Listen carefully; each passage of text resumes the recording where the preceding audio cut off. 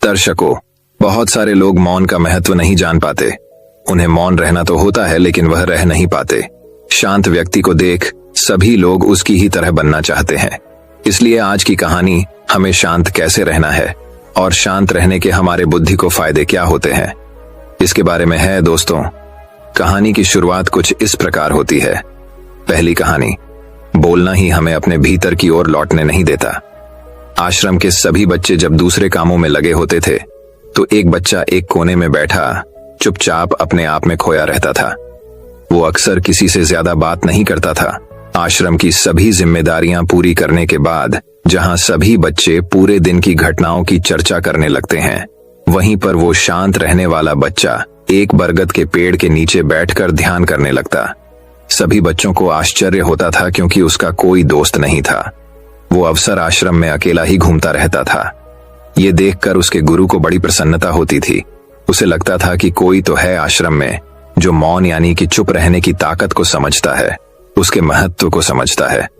आश्रम के बारे में जब भी कोई जरूरी निर्णय लेना होता उसकी राय जरूर लिया करते थे, लेकिन यही बात गुरुजी के एक दूसरे शिष्य को बड़ी खटकती थी, क्योंकि वो गुरुजी का प्रिय शिष्य बनना चाहता था। इसीलिए वो गुरुजी के सामने दूसरे बच्चों के कामों में कुछ न कुछ कमियां निकालता रहता था, जिससे गुरुजी उसे महान समझने लग जाए। अक्सर वो अपनी जिम्मेदारियां पूरी तरह से निभाने का दिखावा भी करता, चाहे उससे कोई सलाह ना भी मांगे, लेकिन फिर भी वो उन्हें अपनी सलाह देता रहता था। वो बहुत ही बातूनी शिष्य था और आश्रम के दूसरे सभी बच्चों में बहुत प्रसिद्ध भी था, क्योंकि वो सबसे हंसी मजाक करता रहता था, उनसे दिन भर बातें करता रहता था। इसीलिए उसकी सबसे दोस्ती हो गई थी। लेकिन जब आश्रम के गुरु उसकी राय ना लेकर दूसरे बच्चे की राय लेते थे तो ये बात उसे बड़ी खटकती थी। उसे ये लगता था कि वो उस दूसरे बच्चे से ज्यादा बुद्धिमान है, लेकिन गुरुजी फिर भी उसकी तरफदारी करते हैं। ऐसा नहीं था कि गुरुजी को बातूनी शिष्य के स्वभाव के बारे में पता नहीं था, लेकिन गुरुजी उसे अपने तरीके से सीख देना चाहते थे, ताकि उसकी ज्यादा बोलने की आदत, दिखावा करने की आदत, दूसरों में कमियां निकालने की आदत हमेशा हमेशा के लिए खत्म हो जाए और वो मौन रहकर ध्यान की गहराइयों को छुपाए। असल में हर सच्चे गुरु की यही इच्छा होती है। वो किसी तरीके से उस बातूनी शिष्य को एहसास कराना चाहते थे कि चुप रहने से ही उसे असीम सत्य को जाना जा सकता है। उस विराट का एहसास चुप होकर ही किया जा सकता है। एक दिन गुरुजी को एक तरीका सूझा। उन्होंने आश्रम के सभी बच्चों को अपने पास बुलाया और कहा कि मैं तुम सभी को दो दो हिस्सों में बांटकर अलग अलग गांवों में भिक्षा मांगने के लिए भेज रहा हूं, और जो भी दो बच्चे सबसे ज्यादा भिक्षा मांगकर लाएंगे उन दोनों को आश्रम की सभी जिम्मेदारियां निभाने का मौका दिया जाएगा। अपनी बात जारी रखते हुए गुरुजी ने बताया कि भिक्षा मांगने से हमारा अहंकार खत्म होता है, इसीलिए हर शिष्य पूरे मन से भिक्षा मांगे। कोई भी इस काम को औपचारिकता में ना लें, वरना तो वो अपने जीवन का बहुत बड़ा ज्ञान खो देंगे। आश्रम के गुरुजी ने जानबूझकर बातूनी शिष्य और चुप रहने वाले शिष्य की जोड़ी बना दी। बातूनी शिष्य के मन में सिर्फ एक ही बात चल रही थी कि इस बार उसे मौका मिला है और इस बार वो गुरुजी को दिखा देगा कि वो चुप रहने वाले शिष्य से कितना ज्यादा प्रतिभावान है। दोनों शिष्यों ने आपस में अपनी सहमति से निर्णय लिया कि दोनों गांव के अलग अलग जगह से भिक्षा मांगना शुरू करेंगे, ताकि भिक्षा मांगने का काम जल्दी खत्म किया जा सके। चुप रहने वाला शिष्य हर द्वार पर जाकर अपने हाथ जोड़कर अपना भिक्षा का पात्र उनके सामने कर देता। उसके चेहरे पर एक सादगी और उसकी आंखों में एक एकांत होता था, जिससे भिक्षा देने वाले उसे भिक्षा देकर अपने आप को अनुग्रहित समझते थे। वहीं पर दूसरा बातूनी शिष्य हर द्वार पर जाकर उनको कुछ न कुछ ज्ञान देने लगता था, जिससे ज्यादातर लोग उसे बिना भिक्षा दिए ही लौटा देते थे। पूरे गांव में भिक्षा मांगकर जब दोनों गांव के बीच में मिले तो बातूनी शिष्य ने देखा कि चुप रहने वाले शिष्य के पास उससे दुगनी भिक्षा थी। ये देखकर उसे मन ही मन बहुत ठेस पहुंचा। लेकिन जब वो दोनों भिक्षा का सामान लेकर आश्रम की तरफ जा रहे थे, तब बातूनी शिष्य को एक चालाकी सूझी। उसने चुप रहने वाले शिष्य से कहा कि हमें अपनी भिक्षा एक ही थैले में डाल लेनी चाहिए। गुरुजी ने हम दोनों को एक साथ भिक्षा लाने के लिए कहा था। चुप रहने वाले शिष्य ने बिना कुछ बोले अपनी सारी भिक्षा उसके थैले में डाल दी। बातूनी शिष्य मन ही मन बहुत खुश हो रहा था कि अब गुरुजी को यह पता नहीं चलेगा कि ज्यादा भिक्षा हम में से किसने मांगी। उसे लग रहा था कि गुरुजी मुझे इससे कम प्रतिभावान समझेंगे, इसीलिए उसने ये तरकीब लगाई। सभी शिष्यों के आने के बाद संध्या के समय जब सभी की भिक्षा तो ली गई, तो इन दोनों शिष्यों की भिक्षा सबसे ज्यादा निकली। गुरुजी ने इन दोनों का अभिवादन करते हुए आश्रम के सभी बच्चों के सामने उनकी पीठ थपथपाते हुए उन्हें मुबारकबाद दी और कहा कि मैं आश्रम का कार्यभार तुम दोनों को नहीं सौंप सकता। इससे आपसी मतभेद होने का खतरा रहता है। इसीलिए तुम दोनों में से जो ज्यादा भिक्षा लेकर आया है, आश्रम की जिम्मेदारी उसे ही सौंपी जाएगी। जब उन्होंने उनसे पूछा कि तुम में से ज्यादा भिक्षा कौन मांग कर लाया था, तो बातूनी शिष्य ने कहा कि गुरुजी में इससे दुगनी भिक्षा मांग कर लाया था, लेकिन मुझसे गलती हो गई कि मैंने वो दोनों भिक्षा एक ही थैले में डाल ली। मुझे नहीं पता था कि आप ऐसा निर्णय लेने वाले हैं, वरना तो मैं अपनी भिक्षा का थैला अलग ही रखता। इस पर गुरुजी ने चुप रहने वाली शिष्य से पूछा कि क्या तुम इसके बाद से सहमत हो? क्या तुम इससे कम भिक्षा लेकर आए थे? ये सुनकर चुप रहने वाले शिष्य ने कहा कि गुरुजी, मेरे पास ऐसा कोई साधन नहीं है जिससे मैं ये साबित कर पाऊं कि मैं इससे ज्यादा भिक्षा लेकर आया था। असल में ये उल्टा बोल रहा है। दुगनी भिक्षा में लेकर आया था, ये मुझसे आधी भिक्षा लेकर आया था, और इसी ने ही मुझसे भिक्षा एक थैले में डालने की बात कही थी। आश्रम से कुछ दूरी पर एक पहाड़ी थी जिसके पीछे सूरज। अभी अभी संध्या के समय ढल रहा था। गुरुजी को तो पता था कि सच कौन बोल रहा है, लेकिन बाकी बच्चों के सामने सच साबित करने के लिए उन्होंने उन दोनों से एक सवाल पूछा कि पीछे पहाड़ी पर तुम्हें क्या दिखाई दे रहा है? यह सुनकर वाचाल शिष्य झट से बोल पड़ा कि गुरुजी, पहाड़ी के पीछे सूरज अपना रंग बिखेर रहा है। आसमान में लालिमा छाई हुई है। ये बहुत ही सुंदर दृश्य है। वो तो और भी बहुत कुछ कहना चाहता था, लेकिन गुरुजी ने उसे चुप करते हुए दूसरे शिष्य से जवाब जानने के लिए जब उसकी तरफ देखा तो उसकी आंखों में आंसू भरे हुए थे। श्रद्धा, भक्ति और प्रेम से उसकी आंखें भर आई थीं। गुरुजी को उससे पूछने की जरूरत ही नहीं पड़ी। गुरुजी ने सभी बच्चों को संबोधित करते हुए कहा कि मैंने सवाल किया था कि पहाड़ी के पीछे तुम्हें क्या दिखाई दे रहा है। ज्यादातर लोगों को यही दिखाई देगा कि एक बहुत सुंदर दृश्य है, लेकिन मजे की बात यह है कि सुंदरता बोलकर नहीं बताई जा सकती, उसे महसूस किया जा सकता है, और सामने वाला उस सुंदरता को आपकी आंखों में देख पाता है। चुप रहने वाले शिष्य की तरफ इशारा करते हुए गुरुजी ने कहा कि असल में सुंदरता इसी बच्चे ने देखी है। दूसरे बच्चे ने सिर्फ सुंदरता की उपव्याख्या की है, लेकिन इसने वास्तविकता में उस सुंदरता को महसूस किया है। अपने आप को ऊंचा दिखाने की सभी कोशिशें नाकाम होती देख वाचाल शिष्य वहीं पर फूट फूट कर रोने लगा। उसको चुप कराते हुए गुरुजी ने कहा कि बेटा, मुझे पहले से पता था कि तुम झूठ बोल रहे हो, लेकिन मैं तुम्हें उस झूठ का एहसास कराना चाहता था। सभी बच्चों को संबोधित करते हुए गुरुजी ने बताया कि शब्द जाल की तरह होते हैं। हमारे ज्यादा बोलने की वजह से बहुत सारी समस्याएं पैदा होती है। जब कोई आदमी एक बात को बढ़ा चढ़ाकर बोल देता है तो उसे सिद्ध करने के लिए वो शब्दों के जाल में फंसता चला जाता है, और इसी वजह से अंतर्मुखी होने की बजाय वो बहिर्मुखी होता चला जाता है। वहीं पर जिस भी व्यक्ति को अपनी अंतर यात्रा करनी होती है, उसे सबसे पहले चुप रहना सीखना होता है। जरूरत से ज्यादा बोलना या फिर हर वक्त बोलते ही रहना, ये सब हमारी अंतर यात्रा में बाधा बन जाती है। जब आप चुप रहने का अभ्यास करते हैं तो आप अपने साथ वक्त बिताने लगते हैं, जिससे कि आप अपने एकांत को जान पाते हैं। और एक बार अगर मन में एकांत स्थापित हो जाए तो आपकी आंखों में, आपके चेहरे पर वो सादगी, वो एकांत, वो स्पष्टता की झलक, सब कुछ सामने नजर आने लगता है। कुछ साबित करने को नहीं रह जाता, कुछ बताने को नहीं रह जाता, सब कुछ आंखों में देखा जा सकता है। चुप रहने वाले शिष्य की तरफ इशारा करते हुए गुरुजी ने कहा कि अभी जो दृश्य है इस बच्चे ने देखा, वो ज्यादा बोलने वाला आदमी कभी नहीं देख पाएगा। वो अपनी बुद्धि से तर्क वितर्क करता रहेगा कि उसे क्या क्या दिखाई दे रहा है, लेकिन उसमें से यो महसूस कुछ भी नहीं कर पाएगा। उसे दिखाई दे जाएंगे पहाड़, सूरज या फिर उसकी लालिमा, लेकिन उस सुंदरता को, उस विराट को, उस अद्वैत को वो कभी नहीं देख पाएगा। अगर चुप रहने की कला सीखनी है तो तुम्हें सबसे पहले एक बात ध्यान रखनी होगी कि तुम्हें किसी को भी प्रभावित करने की कोशिश नहीं करनी है। ज्यादातर लोग इसी वजह से ज्यादा बोलते हैं क्योंकि वो दूसरों को प्रभावित करना चाहते हैं, अपने आप को साबित करना चाहते हैं, और उस साबित करने के चक्कर में वो शब्दों के जाल में फंसते चले जाते हैं और धीरे धीरे वही उनकी आदत बन जाती है। अगर कोई व्यक्ति दूसरों को प्रभावित करना चाहता है तो वो कितने लोगों को प्रभावित कर पाएगा, उसकी ये भूख बढ़ती जाएगी और वहीं संसार में सभी को कभी भी प्रभावित नहीं कर पाएगा।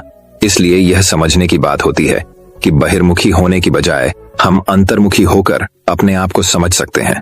अपनी बातों को खत्म करते हुए गुरुजी ने अपना आखिरी संदेश दिया। उन्होंने बताया कि अगर कोई व्यक्ति ज्यादा समय तक चुप नहीं रह सकता तो उसे थोड़े समय से अभ्यास करना चाहिए। निश्चित संकल्प लेकर किसी व्रत की भांति दिन में कुछ समय या फिर हफ्ते में कुछ समय या फिर एक दिन चुप रहने का अभ्यास जरूर किया जाना चाहिए। इससे हमारी चुप रहने की आदत धीरे धीरे खुद ब खुद पनपने लगती है, क्योंकि एक बार जब हम चुप रहने लगते हैं तो हमें चुप रहने का आनंद पता चल जाता है। उसके बाद हमें प्रयास नहीं करना पड़ता, बल्कि हमारा मन आनंद की तरफ अपने आप बढ़ता चला जाता है। चुप रहने की कला सीखने के बाद आपकी बुद्धिमानी और आपकी स्पष्टता दोनों में बहुत ज्यादा फायदा होगा। वास्तविकता में जिसे दर्शन कहते हैं वो मौन रहकर ही किया जा सकता है। इसके बाद सभी बच्चों ने कुछ समय चुप रहने का संकल्प लेकर गुरुजी ने अपनी बात खत्म कर दी और सभी बच्चे रात्रि का भोजन करने के लिए एक साथ भोजन कक्ष में पहुंच गए। तो दोस्तों, कैसी लगी ये कहानी आपको कमेंट सेक्शन में जरूर बताना। तो चलिए अब हमारी शांति के फायदे के ऊपर दूसरी कहानी की शुरुआत करते हैं। दूसरी कहानी, गौतम बुद्ध ने कहा, इन 5 जगहों पर चुप रहना सीखो।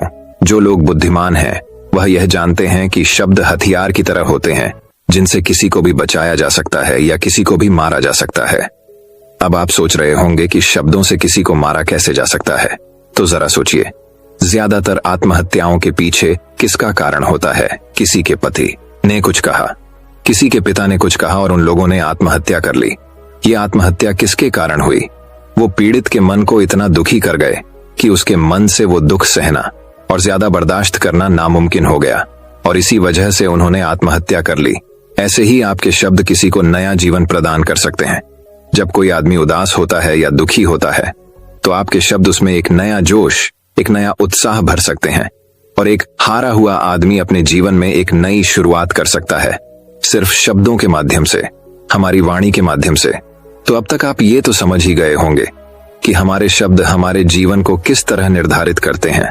शब्दों में कितनी ताकत होती है और किसी से बात करते वक्त हमें कितनी सावधानी से अपने शब्द सुनने चाहिए। आज की जो बौद्ध कहानी मैं आपको सुनाने वाला हूं उसमें आपको सीधे सीधे तौर पर कुछ ऐसे तरीके पता चलेंगे, कुछ ऐसी परिस्थितियां पता चलेंगी जहां पे आपको हमेशा चुप रहना चाहिए। कुछ परिस्थितियों में अगर आप कुछ नहीं बोलेंगे तो वही आपके लिए सबसे ज्यादा बेहतर होगा। इससे पहले कि आप इस कहानी में खो जाएं, इस चैनल को सब्सक्राइब जरूर कर लें। तो चलिए कहानी शुरू करते हैं। एक बार की बात है, एक युवा लड़का एक बार एक बौद्ध भिक्षु के पास पहुंचा। वो काफी परेशान लग रहा था और उसने बौद्ध भिक्षु से जाकर पूछा कि हे महात्मा, मैं अपने आप से परेशान हूँ, अपने आप से दुखी हूँ। बाहरी रूप से मुझे कोई दुख नहीं है, मैं धन धान्य संपन्न हूँ, मुझे कोई शारीरिक रोग भी नहीं है, लेकिन मैं खुद से परेशान रहता हूँ, अपने मन से परेशान रहता हूँ। अक्सर मेरी बातों को मेरा कोई भी दोस्त गंभीरता से नहीं लेता है और न ही मेरे परिवार के लोग मेरी किसी बात को गंभीरता से लेते हैं। मैं जो कुछ भी सलाह देता हूँ या तो वह उसे मजाक में उड़ा देते हैं या फिर उसे गंभीरता से लेते ही नहीं है। मेरी बातों को कोई गंभीरता से क्यों नहीं लेता है? क्यों मेरी बातों पर कोई अमल नहीं करता? क्यों मेरी बातों में कोई रुचि नहीं दिखाता? क्या कारण है? कृपया मुझे बताने का कष्ट करें और मेरे मन के इस दुख को दूर करें। यह सुनकर बौद्ध भिक्षु ने कहा कि आज सुबह मैं चालित ध्यान करके वापस आ रहा था। रास्ते में कुछ कौवे कांव कांव कर रहे थे और वहीं पर जब मैं चलता हुआ कुछ दूर आया तो मुझे एक मोर की मधुर आवाज सुनाई दी। ये सुनकर अचानक मेरे मन में ख्याल आया कि कौवे कितना कांव कांव करते हैं, कितना बोलते रहते हैं, लेकिन कोई भी प्राणी कौवे की आवाज को पसंद नहीं करता। मोर हमेशा सही परिस्थिति के हिसाब से बोलता है। जब भी बारिश होने वाली होती है और बादल गरजते हैं और बारिश होने की आशंका होती है, ऐसे में मोर अपनी मधुर आवाज में गाता है जो सभी को प्रिय होता है, सभी को अच्छा लगता है। ऐसे ही अगर इंसान सही परिस्थिति के हिसाब से सही शब्द बोले, सही वाणी बोले, तो वही वाणी दूसरों के लिए संगीत हो जाती है, संगीत बन जाती है और दूसरे लोग तुमसे सम्मोहित हो जाते हैं और वहीं पर तुम्हें सब लोग गंभीरता से लेने लगते हैं। और दूसरी तरफ अगर तुम यूं ही बेफिजूल ऐसे ही बोलते रहते हो, बिना किसी बात के बोले चले जाते हो, तो फिर तुम्हें कोई गंभीरता से नहीं लेता। तुम उस कौवे की भांति हो जाते हो जिसकी वाणी कोई पसंद नहीं करता और बाद में तुम्हें दुख होता है कि तुम्हें कोई गंभीरता से क्यों नहीं लेता। इसीलिए अपने शब्दों को बेहद बुद्धिमानी के साथ इस्तेमाल करना सीखो। अगर तुम नहीं सीखोगे तो समाज में तुम्हें कोई सम्मान या कोई गंभीरता से नहीं लेगा। यह सुनकर वो युवा लड़का बोला कि हे महात्मा, मैं जानता हूं कि मैं ज्यादा बोलने की बीमारी से ग्रस्त हूं, मुझे इतना नहीं बोलना चाहिए, लेकिन मैं अपने आप पे काबू नहीं रख पाता और न ही मैं इतना बुद्धिमान हूं कि मैं अपने शब्दों को नाप तोल कर बोल सकूं। मैं तो किसी से बात करते वक्त इतना सोचता भी नहीं कि मुझे अपने शब्द किस तरह इस्तेमाल करने हैं। कृपया करके कुछ ऐसी परिस्थितियां बता दीजिए जहां पर मुझे कम बोलना है या फिर बोलना ही नहीं है। हमेशा चुप रहना है। अगर आप मेरा ऐसे मार्गदर्शन कर सकते हैं तो मेरा जीवन आसान हो जाएगा और मुझे ज्यादा दिमाग या अपनी बुद्धि लगाने की भी जरूरत नहीं पड़ेगी। यह सुनकर बौद्ध भिक्षु ने मुस्कुराते हुए कहा कि बेटा, वैसे तो इंसान को हर परिस्थिति में सोच समझ कर ही बोलना चाहिए, लेकिन अगर वो हमेशा होश में नहीं रह पाता है, ध्यान में नहीं रह पाता है, तो मैं तुम्हारे दैनिक जीवन की कुछ ऐसी परिस्थितियां बता रहा हूं जहां पर तुम्हें हमेशा चुप रहना है। अगर तुम ऐसी जगहों पर कुछ बोलोगे तो तुम्हारा अपमान ही होगा या फिर तुम्हें कोई गंभीरता से नहीं लेगा। सबसे पहली जगह है, या यूं कहे ऐसी परिस्थिति जहां पर इंसान को हमेशा चुप रहना चाहिए, वो है जब किसी ऐसे विषय के बारे में बातचीत हो रही हो जिसके बारे में आपको कोई जानकारी ही नहीं है। तो ऐसी परिस्थिति में व्यर्थ में बीच में टांग अड़ाना, अपना ज्ञान देना, व्यर्थ का ज्ञान आपको कुछ पता नहीं है लेकिन फिर भी आप अपना ज्ञान देने के लिए उत्सुक हैं, तो ऐसी जगह पर आपका अपमान ही होगा।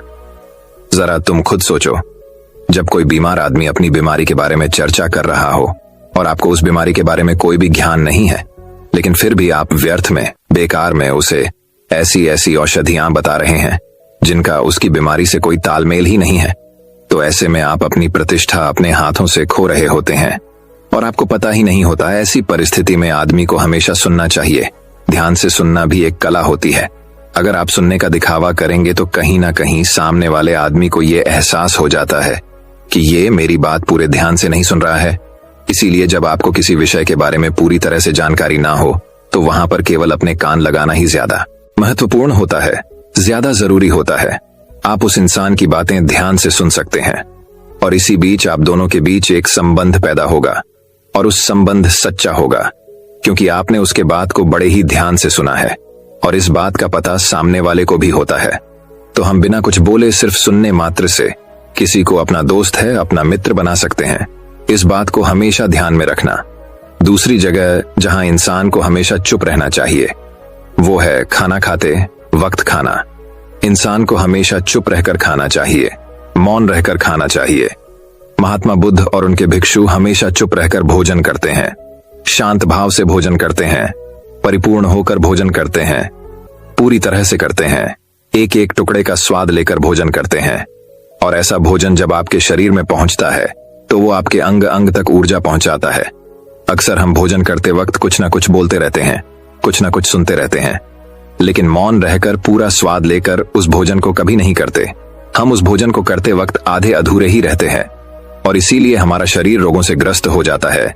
जरा तुम खुद सोचो, बौद्ध भिक्षु हमेशा भिक्षा लेकर भोजन करता है और भिक्षा भी कितनी बिल्कुल मामूली सी, और वो भी एक वक्त। तो एक वक्त भोजन करने के बाद भी वो इतने स्वस्थ रहते थे, इतने उत्साह, जोश और आनंद से भरे होते थे। और हम तो इतना खाना खाते हैं, इतनी सारी भोजन की सामग्री हमारे लिए उपलब्ध होती है, लेकिन हमारे शरीर में कोई ऊर्जा नहीं होती। इसका सबसे बड़ा कारण होता है कि हम अपना भोजन होश में नहीं करते हैं, परिपूर्ण होकर नहीं करते हैं, मौन रहकर नहीं करते हैं। इसीलिए अपना भोजन हमेशा मौन रहकर ही करो। तीसरी जगह जहां पर अगर आपने चुप रहना सीख लिया तो इसका मतलब यह है कि आपने अपने ऊपर विजय हासिल कर ली। जी हाँ, गुस्से में शांत रहना या चुप रहना इतना आसान नहीं होता है। अक्सर हम गुस्से से भरकर कुछ ऐसे शब्द या अपशब्द बोल जाते हैं जिसका पछतावा हमें हमेशा रहता है, लेकिन जुबान से निकला हुआ शब्द वापस नहीं हो सकता, उस शब्द को मिटाया भी नहीं जा सकता। अब वो जिंदगी भर हमारे दामन से जुड़ चुका है और वो गुस्से में बोला गया। अब शब्द हमारे मन को समय समय पर बेचैन करता रहता है, दुखी करता रहता है, लेकिन गुस्से के वक्त चुप रहना सीखना भी एक बहुत बड़ी कला होती है। गुस्से में आदमी का अपने ऊपर काबू कहाँ रहता है, अपनी इंद्रियों को वश में कहाँ रख पाता है। इसीलिए इस कला को आप तभी सीख सकते हैं जब आप गुस्सा भी होश में रहकर कर पाए। जब भी आपको गुस्सा आए, आपके दिमाग में सिर्फ एक ही बात आए कि मुझे चुप रहना है, मुझे किसी से कुछ गाली गलौच नहीं करना, किसी को कोई अपशब्द नहीं बोलना। और जब ये विचार गुस्से के साथ जुड़ जाता है और धीरे धीरे ये आदत बन जाता है तो आप अपने गुस्से को भी काबू में करना सीख जाते हैं। जब भी कभी गुस्सा आए तो किसी को कुछ बोलने की बजाय कुछ शारीरिक व्यायाम करना शुरू कर दो। उछलना, भागना, दौड़ना, जिम करना, कुछ भी आप ऐसा व्यायाम कर सकते हो जिसमें आपका शरीर थक जाए। आप पाएंगे कि जब आपका शरीर थक जाता है तो आपका मन भी शांत हो जाता है। आपने उस गुस्से की ऊर्जा को एक सकारात्मक रूप दे दिया। और यही बुद्धिमान व्यक्ति की पहचान होती है, जो दूसरों के तानों से भी अपना घर बना लेता है, अपनी कामयाबी के रास्ते निकाल लेता है। वही सच में बुद्धिमान आदमी है। जो जहर को भी दवा बनाकर इस्तेमाल करना सीख जाए, वही असली बुद्धिमान होता है। चौथी जगह, जहां आप चुप रहेंगे तो आपके लिए वहीं सबसे ज्यादा बेहतर होगा, वही आपको सम्मान दिलाएगा। चौथी जगह है जब चार लोग आपस में बैठकर बातें कर रहे हो, कोई बैठक कर रहे हो, तो वहां पर जब चार लोग बात कर रहे होते हैं तो चारों लोग एक साथ तो बात कर नहीं सकते। एक बार में एक व्यक्ति बोलेगा और तीन सुनेंगे, तभी वो बैठक कामयाब हो पाएगी, तभी वो चर्चा सही रूप में आगे बढ़ पाएगी। लेकिन अगर कोई आदमी ऐसा बैठा हुआ है जो बीच में ही दूसरे की बात काटकर अपनी बात को ऊपर रखना चाहता है, तो ऐसे में वो चर्चा या वो बैठक आपको कहीं नहीं पहुंचाएगी और चारों लोगों के बीच आप सबसे मूर्ख कहलाओगे। अगर आपको अपनी बात कहनी है तो सामने वाले को अपनी बात पूरा करने दो, उसके बाद अपने विचार रखो। यही एक भद्र पुरुष या फिर कहीं अच्छे आदमी की पहचान होती है। और आखिरी जगह, अगर हमारे माता पिता हमें कुछ कह देते हैं, हमारे बड़े बुजुर्ग हमें किसी बात पर डांट देते हैं या हमें थप्पड़ भी मार देते हैं, तो ऐसी जगहों पे आपका चुप रहना ही उनके प्रति सम्मान दिखाएगा, उनके प्रति आदर का भाव व्यक्त होगा। अगर आप उनके सामने उनका विरोध कर देते हैं, उनका प्रतिरोध कर देते हैं, तो वो गुस्सा तो थोड़ी देर बाद शांत हो जाएगा, लेकिन वो कही गई बात, वो विरोध किया हुआ शब्द या फिर कुछ भी उल्टा सीधा हमेशा आपके मन को सताएगा और आपके माता पिता को हमेशा यही लगेगा कि आज ये हमारी इज्जत नहीं करता, आज ही हमारी बात नहीं मानता, क्योंकि ये कमाने लग गया है, ये बड़ा आदमी बन गया है। ऐसी ऐसी बातें उठेंगी, ऐसे ऐसे तंज कसे जाएंगे। इसीलिए ऐसी जगह पे आप मौन रही हैं, चुप रहिए, कुछ मत बोलिए। अपने गुस्से को अपने अंदर ही पी लीजिए, कुछ व्यायाम कर लीजिए, भाग लीजिए, दौड़ लीजिए, आपका मन अपने आप शांत हो जाएगा। आखिर में बौद्ध भिक्षु ने अपनी बात को खत्म करते हुए कहा कि कम शब्दों में अपनी भावनाओं को उतारना सीखो। शब्द हथियार की तरह होते हैं, बोलो तो होश में बोलो, ध्यान में बोलो। जीवन शैली ऐसी बना लो कि आप जब भी बोलो पूरे होश में रहकर बोलो, पूरे आनंद के साथ बोलो, पूरे प्रेम के साथ बोलो। ऐसी वाणी बोलो जो दूसरे के दिल को ठंडक पहुंचाती हो, दूसरे के मन को भी शांत कर देती हो। और वो तभी संभव है जब आप प्रतिपल होश में रहकर बोले। इसके बाद वो युवा लड़का बौद्ध भिक्षु के सामने नतमस्तक हो गया और उनको प्रणाम करते हुए अपने घर वापस लौट गया। दोस्तों, मैं उम्मीद करता हूं कि यह कहानी सुनने से आपके जीवन में अच्छे बदलाव आए होंगे। आपको इस वीडियो से क्या सीखने मिला ये कमेंट करके जरूर बताएं और अपने परिवार, दोस्तों या आपके करीबी इंसान के साथ ये कहानी शेयर करके उन्हें भी इस ज्ञान से परिचित करवाएं। बाकी अगर आपको यह वीडियो दिल से अच्छी लगी हो तभी इस वीडियो को लाइक कर देना और आपने अब तक इस चैनल को सब्सक्राइब न किया हो तो चैनल को सब्सक्राइब भी जरूर कर देना। आपका हर दिन शुभ हो और खुशियों से आपका जीवन भरा रहे। धन्यवाद। नमो बुद्धाय।